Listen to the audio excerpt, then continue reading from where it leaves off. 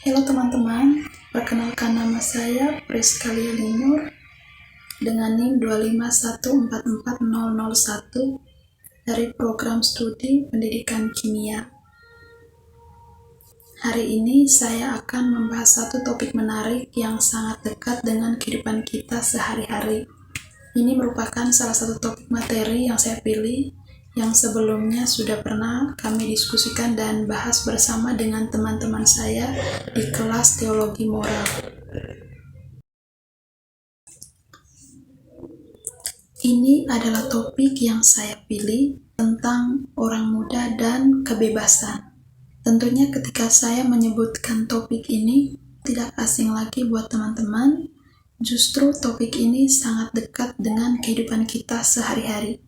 Pertama, saya mau mengajak teman-teman untuk bertanya kepada diri sendiri. Sebenarnya siapa sih yang disebut sebagai orang muda? Orang muda itu bukan cuma soal angka atau usia, melainkan kita adalah agen perubahan, di mana kita sedang berada pada fase transisi yang sangat seru. Kita yang tadinya masih bergantung sama orang tua, sekarang pelan-pelan menuju kemandirian penuh. Di fase ini, kita lagi intens dalam menemukan jati diri. Kita memiliki energi fisik yang luar biasa, kreatif, dan juga kita memiliki rasa ingin tahu yang sangat tinggi. Itu makanya rentang usia ini sangat penting untuk menentukan prinsip hidup ke depan. Lalu apa yang disebut sebagai kebebasan? Secara sederhana, kebebasan itu adalah hak dasar kita sebagai manusia. Namun jika dibedah secara filosofis, bebas itu artinya kita memiliki kemampuan untuk mandiri, untuk menentukan pilihan kita sendiri tanpa dikendalikan oleh orang lain sepenuhnya. Dan yang lebih penting lagi, kebebasan itu dia sepaket dengan tanggung jawab moral. Oleh karena itu, kita harus bisa menggunakan kebebasan itu sebagai penuntun untuk menjadi manusia yang lebih baik dan bijaksana. Selanjutnya ada hakikat kebebasan sejati. Nah teman-teman, jangan sampai kita salah kaprah. Kebebasan sejati itu bukan berarti kita bisa bertindak sesuka hati kita tanpa aturan. Kebebasan yang benar adalah kebebasan yang bertanggung jawab demi menjaga martabat diri kita.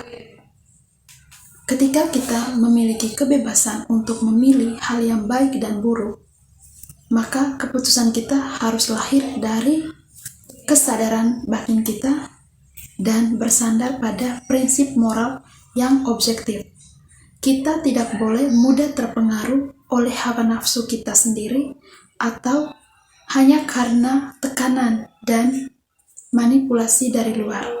Agar teman-teman lebih memahami lagi tentang kebebasan, saya memberikan satu contoh kasus, yaitu kebebasan finansial. Apakah kebebasan finansial ini nantinya yang membebaskan atau justru malah memperbudak? Bayangkan saat ini teman-teman sudah memiliki pekerjaan sendiri dan bisa menghasilkan uang sendiri. Nah, disitulah kita memiliki kebebasan penuh untuk menggunakan uang kita. Dikatakan kebebasan yang membebaskan ketika kita menggunakan uang itu secara bijak.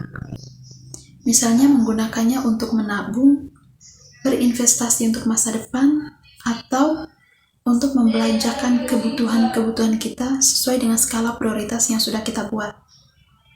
Jika seperti itu, maka itu dinamakan bebas yang sesungguhnya. Sebaliknya, kebebasan yang justru memperbudak. Ketika ada orang yang mengatasnamakan kebebasan berekspresi, tapi malah terjebak dalam gaya hidup mewah demi gengsi atau validasi di media sosial karena takut ketinggalan zaman, Lalu apa yang akan terjadi? Mereka akan pakai pay later di luar batas kemampuan. Tindakan ini bukannya membebaskan, justru akan merenggut kebebasan itu sendiri. Karena apa? Karena mereka bisa saja terjebak atau terlilit utang. Akhirnya cemas setiap hari dan bergantung pada kebebasan finansial. Hal inilah yang kemudian dikatakan kita diperbudak oleh keinginan sendiri. Berikutnya, kebebasan absolut yang kosong. Pada kenyataannya, kebebasan absolut atau tanpa batas sebenarnya hanya ilusi yang kosong dan merusak. Kita sebagai manusia secara alami selalu terikat oleh realitas kehidupan. Pertama, dilihat secara hukum alam dan hukum fisika. Tubuh kita memiliki batasan biologis. Kita tidak bisa terbang seperti burung atau tidur berhari-hari. Yang kedua, secara hukum positif. Dalam kehidupan bernegara, kehidupan bermasyarakat, kita memiliki hukum negara yang harus kita patuhi agar kita bisa hidup dengan tenang, nyaman, dan juga tertib. Yang ketiga, hukum moral dan etika. Kita memiliki tanggung jawab sosial untuk menghargai dan menghormati kebebasan yang dimiliki oleh orang lain.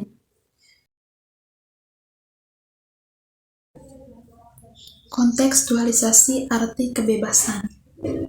Ada 3 poin penting. Yang pertama, bebas versus budak. Yang kedua, bebas berdasarkan kebenaran. Yang ketiga, bebas menuju kebajikan. Secara singkat, kalau kita kembali ke sejarah, bebas dulu digunakan untuk membedakan status antara mereka yang berkuasa dengan budak yang tidak punya kuasa atas hidupnya sendiri. Lain halnya dengan masa sekarang. Bebas diartikan sebagai kesanggupan batin untuk memilih hal yang baik secara rasional berdasarkan kebenaran. Tujuannya hanya satu, yaitu tadi yang saya bilang, menuju kebajikan dengan mencapai kebaikan dalam kehidupan bersama. Kebebasan memiliki 2 dimensi, yaitu dimensi internal dan eksternal. Dimensi internal itu berasal dari dalam diri. Hal ini bisa menunjukkan seberapa kualitas batin kita, di mana kita mempunyai kemampuan untuk menilai mana yang adil dan tidak adil, mempunyai penguasaan diri, sehingga tidak mudah terpengaruh dengan hawa nafsu atau kecanduan kebiasaan buruk, mempunyai iman dan akal yang kuat untuk menolak pengaruh negatif dari luar. Sementara itu, dimensi eksternal itu berasal dari luar diri.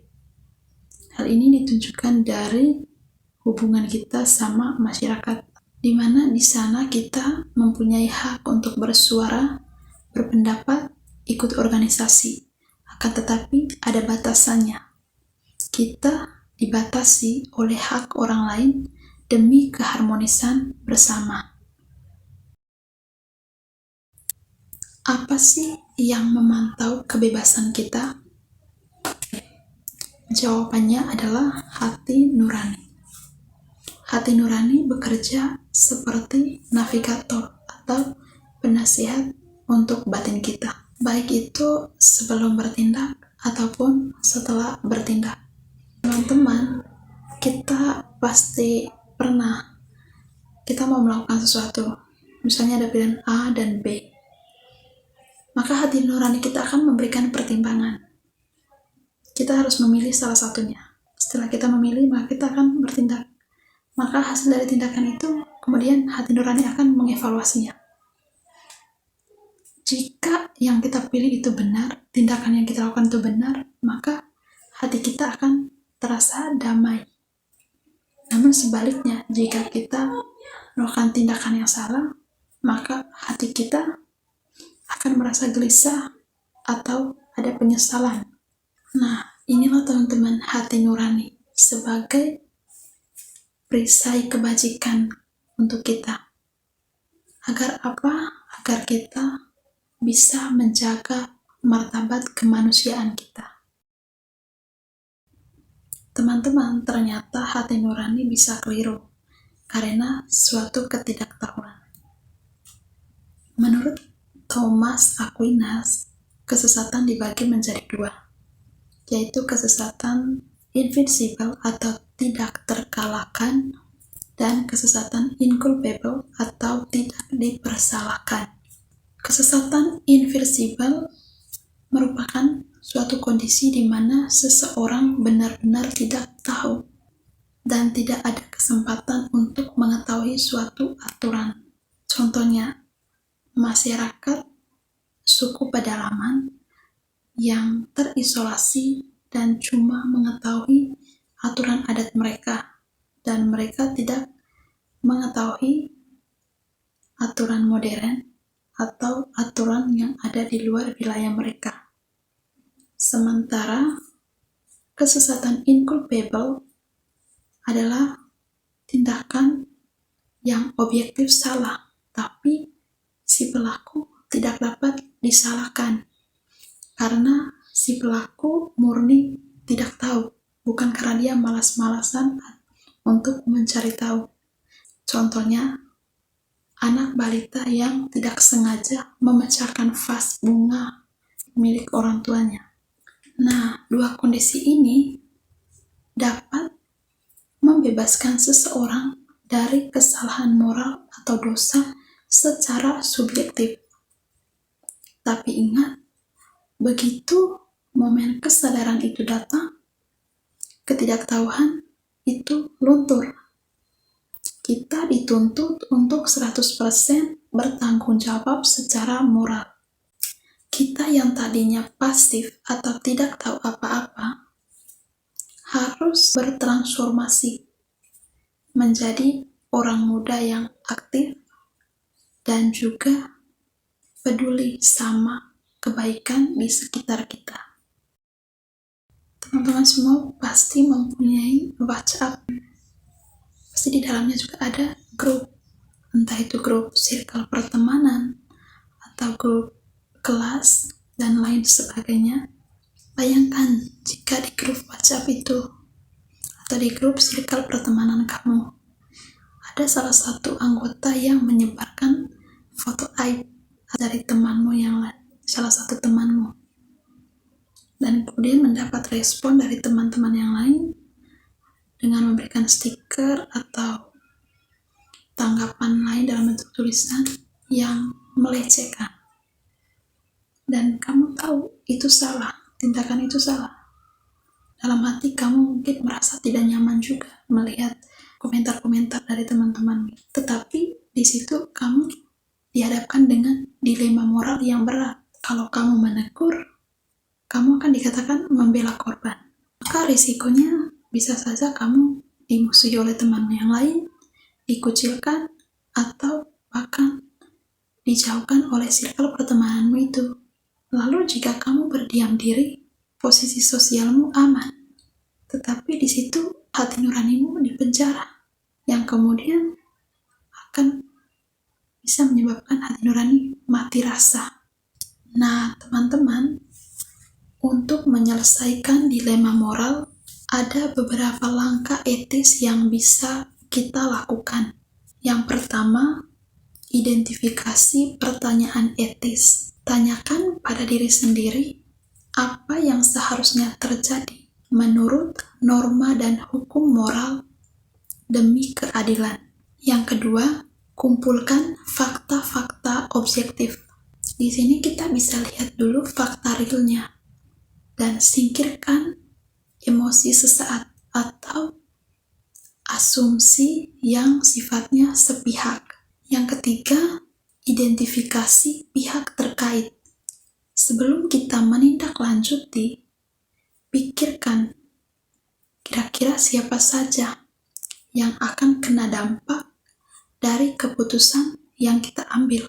Yang terakhir, pikirkan alternatif solusi dan terapkan. Di sini kita bisa merancang strategi dan memilih opsi terbaik yang paling sesuai dengan nilai-nilai moral yang kita yakini.